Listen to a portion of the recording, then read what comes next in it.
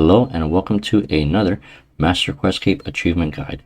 This one will be going over the Centaur of Attention, which requires a player to read the book that is acquired from the Havenhythe porcelain clay mine, which you're able to easily get from getting 100 porcelain clay. Now, if you're a main account, you're able to buy the regular porcelain or the porcelain clay from the Grain Exchange. But right now, I have been actually mining and selling the clay for 150k each. So if you're rich, you're able to just buy it. If not, you will want to pretty much Iron Man method this yourself, and for that you will need 102 mining. One other requirement is that you will need 42 archaeology. Make your way to the archaeology guild by using the archaeology journal, and we'll be going to the Havenhythe area. Once you're here, fast travel. Once the area loads, we'll be climbing over the scaffold to the east. Hit option 1 for the main island. If you do not have this option, do not worry. That just means your archaeology level is quite low. From here, you want to go east, go north, and you should see Roberta. It's actually Roberta, but I have found that I get more views on average, about 17% more, if I do mispronounce the word, so I will always keep doing that. So let's speak to Robert A. with our 100 porcelain. This can be a combination of the normal clay or the soft clay. So let's talk to her, and she'll be like, I need help excavating for some artifacts. And she's like, okay, what will you give me in exchange for all of these? She's like, okay, I'll give you a book that she has discovered if we give her 100 porcelain clay. In which case she's like, okay, to prove you, I do have the book. She's like, okay, now you want to hit option 3, look at the porcelain clay I have mined. Once you have done that, all you simply want to do is click on, and voila, you have completed the achievement. Now, for players that do love lore, I always try to go over this just in case you are a little bit interested. And yes, this does have lore based on the Havenhythe area that we will be getting later. And then just a little reference: to get the porcelain clay, players will simply want to enter the cave by Robert A, and we'll be mining the porcelain clay. Remember, this does need 102 mining. Now, there's a little fun fact.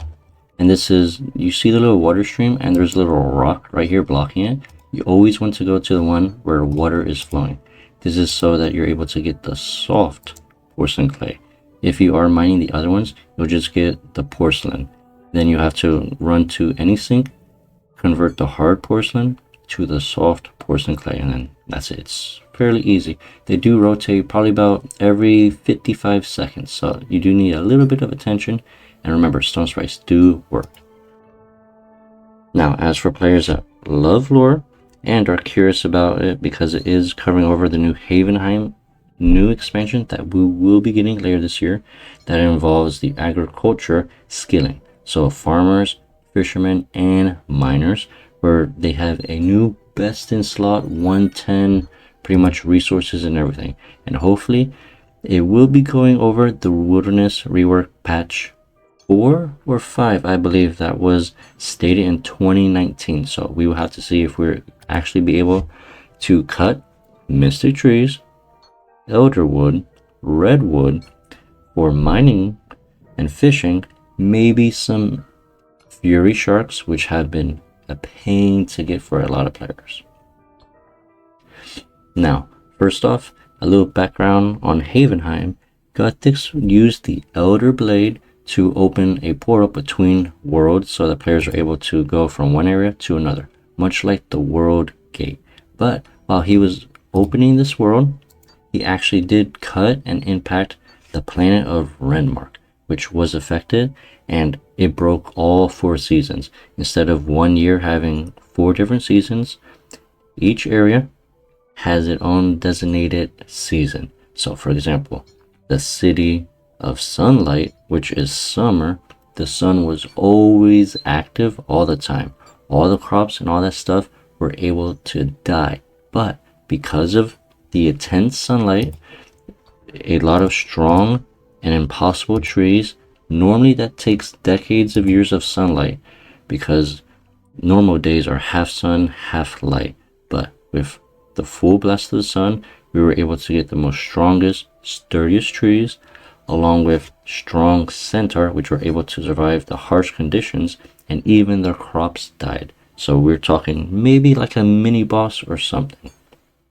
Next up will be the spring. This would be the land of glades, which players may have noticed from Fairy Tale Part 3, in which case it's the Enchanted Valley, the fairy code BKQ, which we do see back in the day when people would get the little tree spirits while chopping the tree.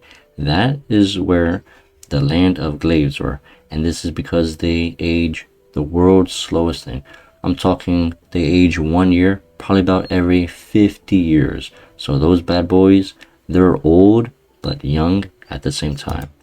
Next, we do have the land of snow, which a lot of players are speculating that it might be like the Christmas events, the snow imps, and all that stuff, which you're able to talk to Explorer Jack, found in Lumbridge, where it's always snowing. Nothing was able to grow.